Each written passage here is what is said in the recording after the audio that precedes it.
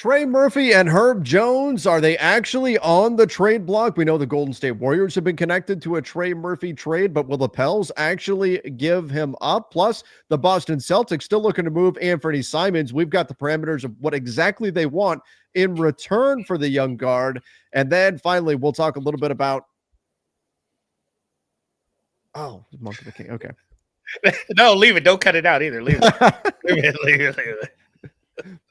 Malik Monk and the Sacramento Kings and what that all means for the Russell Westbrook situation. I'm Trevor Lane. This is the Basketball Bulletin. Make sure you subscribe right here to the channel. Turn on those notifications as well.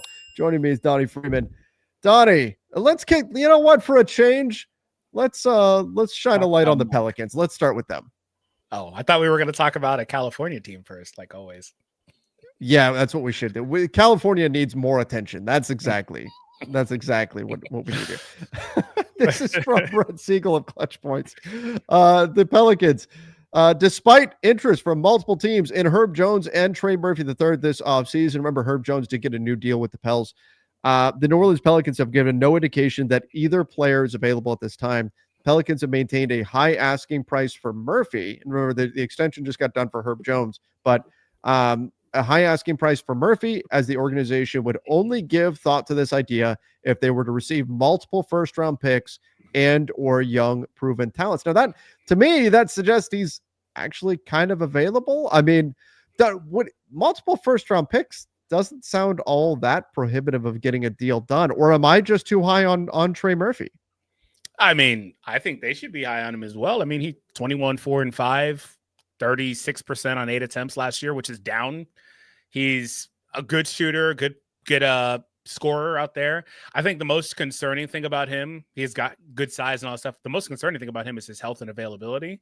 But yeah, if you could put together a few picks for a piece like him, who's still got room to grow as a player, I would certainly do that. And I also, if I'm New Orleans, I need to get some good picks back. Like, I don't just want a couple random first that may not convey the right way or whatever. Yeah, that's true. You need some good stuff. Like, that matters to me, because what those picks are will be very important for this team. And it also depends on what their direction is, because I'm also not trading Trey unless I get to a point where I feel like we're going to pivot off of 3, 4, or 5 of these guys, you know, because we're going to just take a different approach. It's an important note that not all firsts are created equal when we talk about first round picks.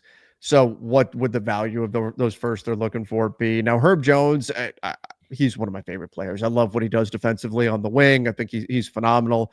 I don't think the Pelicans should be in any rush to move either guy. I understand why teams would be interested in them. I would not do that. I didn't even mention Herb. Yeah, I'm not. I was talking about Trey completely, but Herb, I'm not. Man, I don't want to move either, to be honest. He's got an availability issue as well. Yeah, we saw it last year, but then again, everybody on the Pelicans did. And that's also part of why I'm not going to fault Trey Murphy for poor shooting percentages, at least relative to his average last season. Yeah. Because last season, everybody who could create a shot was hurt around him. And so that's going to be a tough situation. So his 3-point percentage dropping, the volume increase. But 8 attempts, 36 isn't bad. But he's down from 38 or 40. That's not even like, that just tells me he's a great shooter.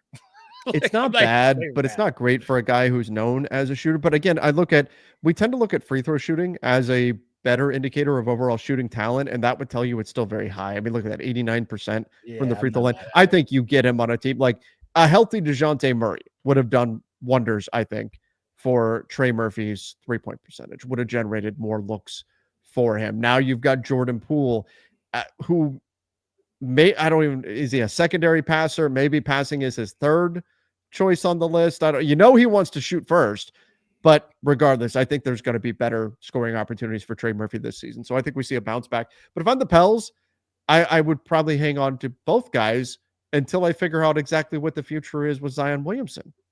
Yeah, that's the most important thing. I think if you figure out what's going on with Zion, you could retain either or both of these guys if you get the right package coming back, if you were to move off of Zion.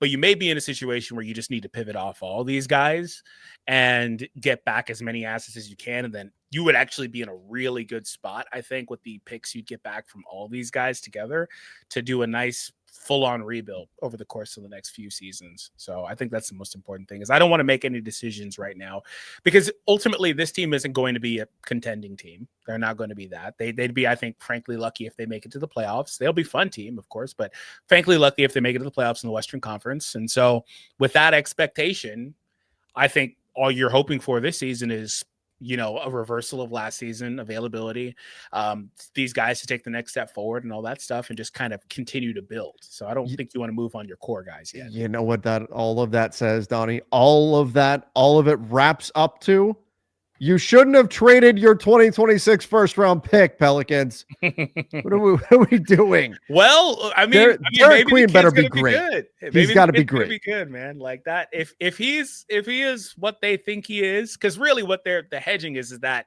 he's good enough to be 2 first round picks. Is what they're really hedging, like a player this year and next. So if they think he's that and he's going to turn into that, then sure. He's got some solid skills. I can see the vision. It's just hard to sell me on the vision when we expect you to be bad next year. If he hits, it's going to be fine. The problem is now he has to hit. Yeah. And that otherwise the Atlanta Hawks, they're going to be smiling at the end of this season. They're going to be like, "Oh, give us that pick." Yeah. Or this team just needs to be better than expected next year as a whole. He may not need to be exactly, because the pick will still devalue otherwise. If the Pels are somehow, I don't see this happening, somehow a top 4 team in the West or something like that, and then the pick isn't that great, and they get the better of the Pels pick, I believe, and the Bucks pick, then okay. Yeah, then it. But possible, I guess. You never know in the Wild West. All right, so Trey Murphy, Herb Jones, not particularly available, but also sounding like they're not completely unavailable either, at least in Murphy's case, if the right offer does come along. So that'll certainly be something to monitor. One player that we know is very available is Anfernee Simons with the Boston Celtics. But ultimately, it comes down to this in terms of trading Anfernee Simons. The Celtics are looking to do something very specific, and that is either get a piece that can help them win in the future when Jason Tatum returns from his Achilles injury, or maintain future flexibility. They don't want to do a trade for Anfernee Simons that brings back players that have contracts into the future that they think will not help them win with Jason Tatum, or at least are not needle movers. And to me, this makes perfect sense. This is exactly what the Celtics should be doing with Anfernee Simons. If you can find future assets, fantastic. If you can find players that you think will help you win games when Jason Tatum returns next year, fantastic. What you don't want is to add pieces that Jason Tatum's going to come back next year and go, "What's this? Yeah. We can't we can't win with this." You can't do that. That's the one thing the Celtics can't do. And so for now, they're in a holding pattern on Anfernee Simons until they get one of those two things: future assets or players that can help them when Tatum returns. Yeah, you just cannot tear this team down to that point where they're looking at it like, what are we doing next? Like, what is the next option? Because this team is going to want to come back to being a title contender, and they should be and will be with their players, but they're going to want to look, they're going to want to still have all their depth around. They're not going to want to look around and say all these pieces are gone, and you've already tore down enough of the roster.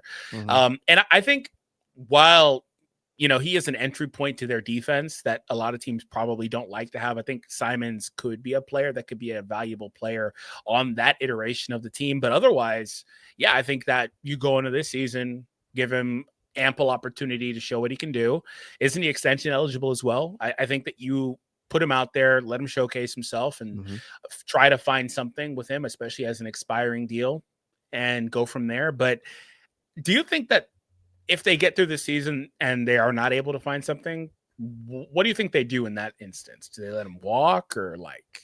Yeah, I think that it depends on what kind of season he has. The Celtics, obviously, they're going to play fast. They're going to shoot a lot of threes. That fits Anfernee Simons' style very, very well.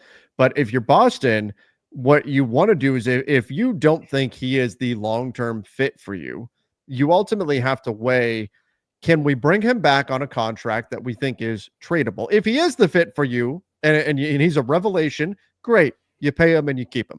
If he's not, then you want to sign him, kind of similar to the Jonathan Kuminga situation with the Warriors. You want to sign him to a contract that you believe will be flexible moving forward. And by that, I mean something that you could put into a trade and you can move on from. You look at the books for the Boston Celtics, there's not a lot of cap space here, but at least you have first apron room projected right now.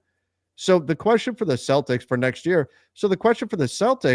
will then become, do we bring back Anfernee Simons, or do we value what we could go get with perhaps a full mid-level exception? Right now, $29 million below the first apron. That would give them the flexibility to use a full mid-level exception next year. It's possible that they say, you know what, Anfernee Simons didn't work out for us.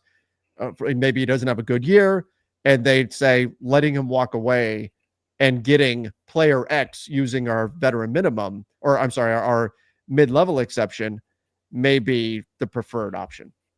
Yeah, you can get him in-house and see how he looks in your system with the way you're going to run things and with some of your players, but ultimately you're not going to see the full, fit for him because you don't have your full complement of players. You don't have your most important guy with you. So I would, before I made a decision, I would love to, and they're not going to have this luxury unless it's like the last tail end of the season. I would love to see what he looks like alongside, my best players. And they're not going to get that opportunity before I make a decision. But yeah, that could be a situation that they're in. Do they find, it depends who's also going to be on the market at that point, right? The players that could potentially fit better with what they're trying to do.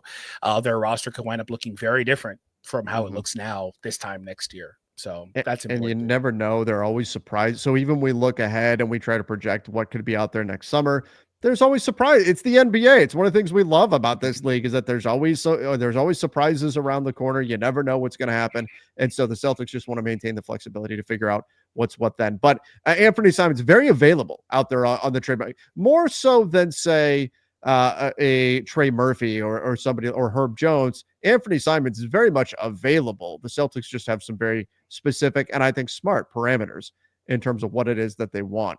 Now, talking about players who are actually available or not, are you ready, Donnie, for some backpedaling? Let's get those arms pumping. We're going to be running backwards right now. The Sacramento Kings. Oh, God, I forgot about them. Remain interested in signing former MVP Russell Westbrook. However, trade talks involving Malik Monk earlier this offseason held no connection to the possibility of adding Westbrook. So that goes completely against what's been reported over the last couple of weeks that the Kings want to trade Malik Monk before signing Russell Westbrook. Now he's saying, oh, no. Those two things are not connected at all. In fact, the Kings are not salary dumping Malik Monk. They're just trying to figure out his value. They love Malik Monk and Malik, but at the same time, despite the fact that they love Malik Monk and they value his offensive skills, he's going to be a positive value at trade deadline asset. I love that. Trade deadline asset, Malik Monk and DeMar DeRozan for the Sacramento Kings. Read between the lines. Where is all of this coming from? Well, the Kings side of things. Of course, my question, Donnie, is do you buy it? I'm sure that they love Monk. I'm sure that they think he's a valuable asset. Mm-hmm. I'm sure they want to know his value. There was a report, I believe, yesterday that says they're exploring alternative ways to bring Russ in on a spot. Mm-hmm. So, yeah, some of the stuff is true, but I mean, they certainly tried to trade him. They certainly wanted to trade him. They certainly wanted to figure out a way to get that done in order to bring in Russ. I don't think that those reports were just a lie. This just rings to me like they're like, oh, well, we weren't able to get something done. So, baby, we love you still, baby. Just forget about all that other stuff you heard. Don't worry about that. We'll make it work and all that stuff. So I don't know about all that, man. I think they still are in the market, of course. I think he's still available. I buy that the Kings like Malik Monk. He's a likable guy. He's a fun player to watch when he gets going.